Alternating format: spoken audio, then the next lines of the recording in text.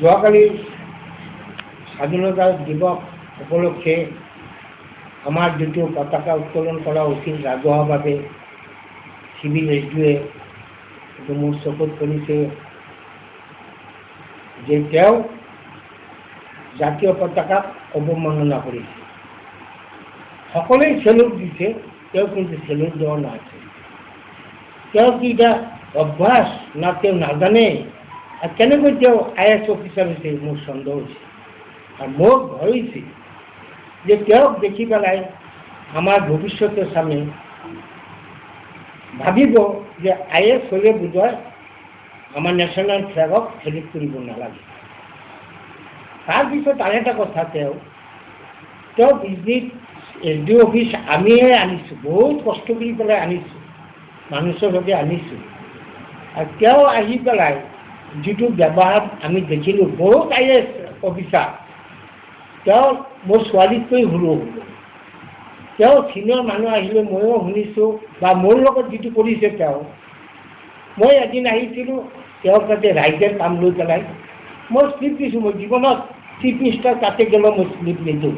আৰু তেওঁতো civil SDO এটা আৰু আমাৰেই অফিচ।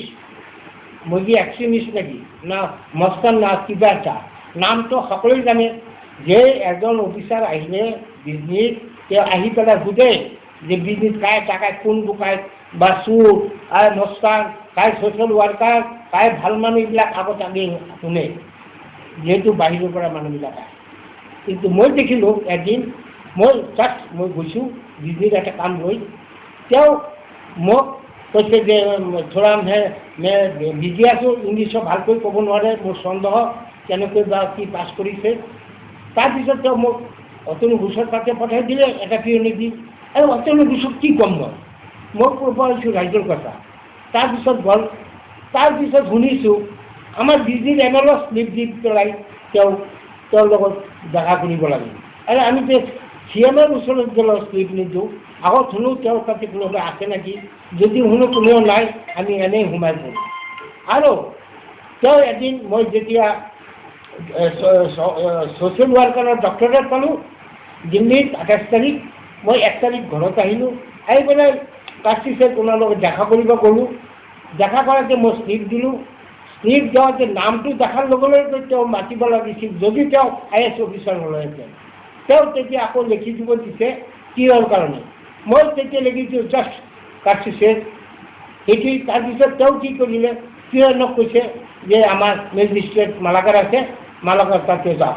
মই কিয় মালাকাৰ তাতে যাম, মই লগে লগে ঘৰত গুচি আহিছোঁ। আৰু মই ভাবিছোঁ জীৱনে তেওঁৰ তাতে নাযাওঁ, তেওঁ থাকাকালি।